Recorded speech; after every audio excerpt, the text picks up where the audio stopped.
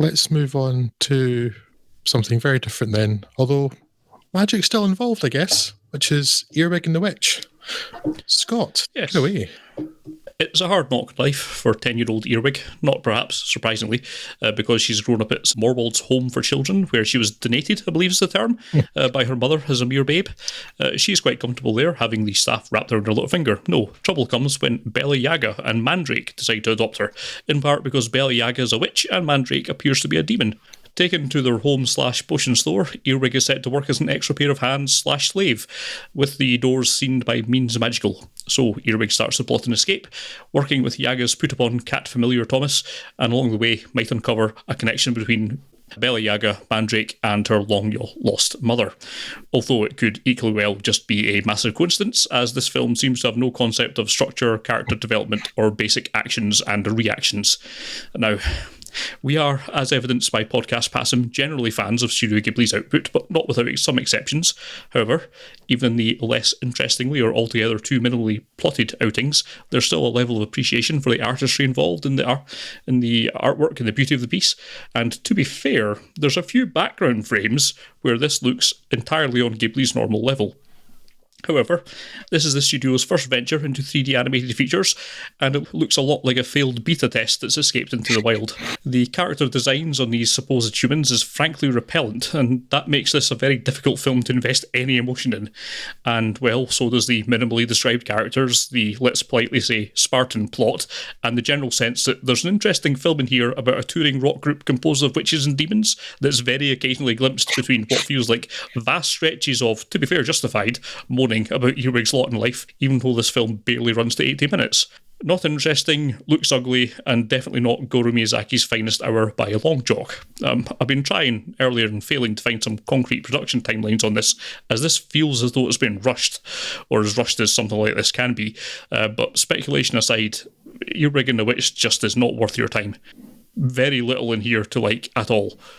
I'm almost baffled that this was released with a Studio Ghibli label on it. This feels like this is just not on their level at all, to the extent that I can't believe this wasn't spiked at some point in the works. It is just bad.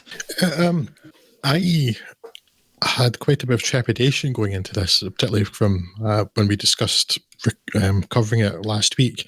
The rather nightmare fuel-like character shots that I'd seen from it.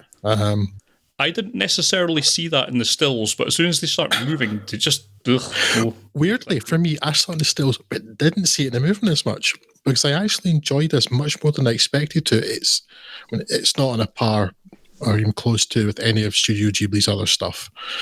And, you know, there were so many issues. Studio Ghibli is known for such beauty in their animation. And this beta test, is a good way to put it, it's like it's computer animation that hasn't had its final render done to it yet.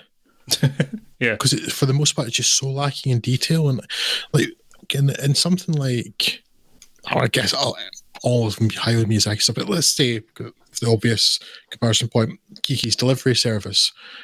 When you have the children's faces now, or any faces, and they're fairly simply sketched. You know, there aren't many features, certainly there's any texture in the faces.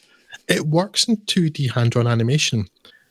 In 3D, they look like some sort of creepy vinyl dolls there's no texture, and it's really kind of disturbing. So, but visually, it looks unfinished. The art direction in this looked like sort of PlayStation 2 era CG cutscenes. It has a sort of... We need something that will render quite quickly, so this is what we've come up with. And it looks Spartan, and just... No, this is very far away from state of the art to the point where it's not even, you could say that it's a stylistic choice. It just looks like it's been done quickly. Yeah, it really looks unfinished. Yeah. I guess I'll say it again, but it feels like it hasn't had its final render pass done. It's what it feels like. It's like this is a step or two before the end, before they add all the textures and things. Yes. But that said, I found it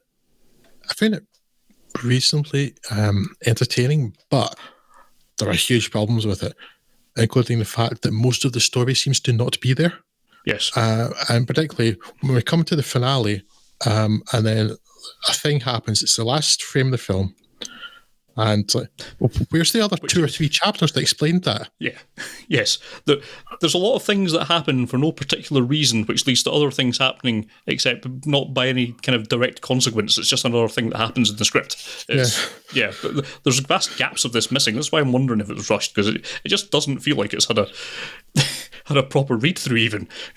Yeah, it's just like, I mean, cause the story in the beginning is fairly basic fairy tale like fare and children's story fare. It's like abandoned orphan taken away from the orphanage, like Oliver Twist or something, and he put the bad uses. And actually, I quite like Earwig, or Aya, as she is in Japanese. I quite like that character, but she's not given enough lot to do. But I mean, the people around her are terrible, but she ends up liking them. And then there's that whole Studio Ghibli style sequence during the credits of the extended adventures. Like, none of these characters deserve any of this apart from Aya. Like, why is this happening? But mostly it was where's the extra 2 or 3 chapters before the end? Like, it partly felt like it, and I don't know the book this is based on at all, the Diana Wynne Jones book, but it felt like they were setting up for a series, perhaps, like the continuing adventures, and particularly having been made for NHK TV in Japan rather than it being a cinema release. Maybe that was in the back of their mind, but it doesn't help. It's like that half the story's not there. It doesn't, and it's so little to support what goes on. And again, particularly the ending. It's all first act. Yeah. There's also like there are other couple of things there. It's like they had an idea and it didn't go anywhere. And I'm going to ask you about it. Well, if you had any idea, but I'm going to guess the answer's no. Like, for instance, all through the film, you hear in the background of several scenes inside the house, weather reports from all around the world.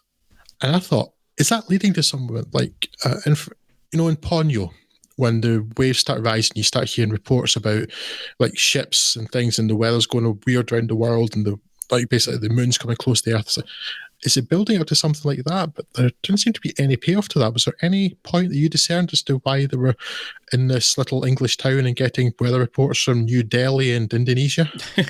No, not that I can gather. So it's not as bad as I feared. It seems that I had a better time with it than you, but it's not good. It does not deserve to have that lovely blue silhouette of Totoro at the start of it. It hasn't earned that. No. It is, as this film has taught me, that the Japanese word for nonsense is nonsense. And it's kind of nonsense, this film, unfortunately. Yes, garbage.